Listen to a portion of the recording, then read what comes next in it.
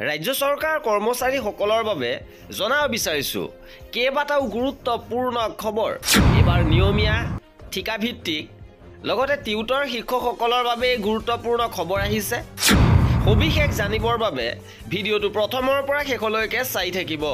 জনাব বিচাৰিছো প্ৰথমটো গুৰুত্বপূৰ্ণ খবৰ যে ভৱিষ্যতে শিক্ষানুষ্ঠানত নহ'ব ঠিকাভিত্তিক নিযুক্তি। শিক্ষানুষ্ঠানত ভৱিষ্যতে ঠিকাভিত্তিক নিযুক্তি নহ'ব। প্ৰাথমিক মাধ্যমিক পৰ্যায়ৰ শিক্ষক নিযুক্তিৰ বাবেও ওলাব খচৰা। শিক্ষামন্ত্ৰীয়ে ঘোষণা কৰিছে আৰু মে' মাহৰ ভিতৰত ৯,০০০ শিক্ষকৰ পদ পূৰণ কৰিব। শিক্ষামন্ত্ৰীয়ে ঘোষণা কৰিছে যে মহাবিদ্যালয়ৰ শিক্ষক কৰ্মচাৰীৰ ক্ষেত্ৰতে নহয়, প্ৰাথমিক আৰু মাধ্যমিক পৰ্যায়তো শিক্ষক নিযুক্তিৰ নতুন নীতিৰ খচৰা প্ৰস্তুত কৰিছে শিক্ষা বিভাগে। ইপিনে 16 ডিচেম্বৰত ৫ সহস্ৰাধিক শিক্ষক কৰ্মচাৰীৰ অনশন।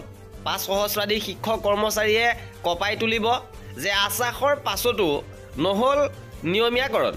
৫ ডিচেম্বৰৰ ভিতৰত প্ৰাদেশিকৰণ নহ'লে 16 ডিচেম্বৰৰ পৰা ৫ সহস্ৰাধিক শিক্ষকে গুৱাহাটীত কৰিব আমৰণ অনশন।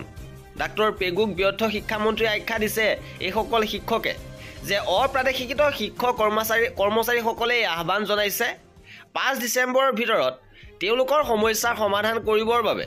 ইপিনে ৩ শতাধিক টিউটৰক শিক্ষকলৈ উন্নীত কৰাৰ প্ৰক্ৰিয়া আৰম্ভ কৰিছে। প্ৰাদেশিকৰণৰ পৰা বাদ পৰি যোৱা ৩০০ৰো অধিক টিউটৰক শিক্ষকলৈ উন্নীত কৰা হ'ব। প্ৰাথমিক শিক্ষা সঞ্চালকালয়ে আজিৰে পৰা শিক্ষক পদলৈ উন্নীত হ'বলৈ আবেদন জনোৱাসকলৰ নথি পত্ৰ পৰীক্ষণৰ কাম আৰম্ভ কৰিছে। এইবাৰ জনাব বিচাৰিছোঁ আন এটা গুৰুত্বপূৰ্ণ খবৰ যে অসম ৰাজ্যিক কৃষি বিপণন পৰিষদৰ কৰ্মচাৰীৰ VRS লাভৰ ব্যৱস্থা কৰিছে। কেবিনেটে অসম ৰাজ্যিক কৃষি বিপণন পৰিষদৰ নিয়মীয়া কৰ্মচাৰীক স্বেচ্ছামূলক অৱসৰ লাভ কৰিবৰ বাবে এককালীন নিষ্পত্তি আৰু উপনিমিত্ত কৰ্মচাৰী তথা স্থিৰ বেতন কৰ্মচাৰীসকলক অৱসৰকালীন ভাত্তাৰ প্ৰথম কিস্তি হিচাপে পৰিশোধৰ বাবে 110 কোটি টকাৰ বিত্তীয় অনুমোদন জনাইছে আৰু বাকী থকা পৰিমাণ এপ্ৰিল-মে' 2025ত পৰৱৰ্তী কিস্তিত পৰিশোধ কৰা হ'ব। আৰু এয়া আছিলে আজিৰ ভিডিঅ'টোত। কৰ্মচাৰীসকলৰ প্ৰতিটো আপডেট পাই থাকিবৰ বাবে আমাৰ চেনেলটো ছাবস্ক্ৰাইব কৰি ৰাখিব। ভিডিঅ'টো শেষলৈকে চোৱাৰ বাবে বহুত ধন্যবাদ।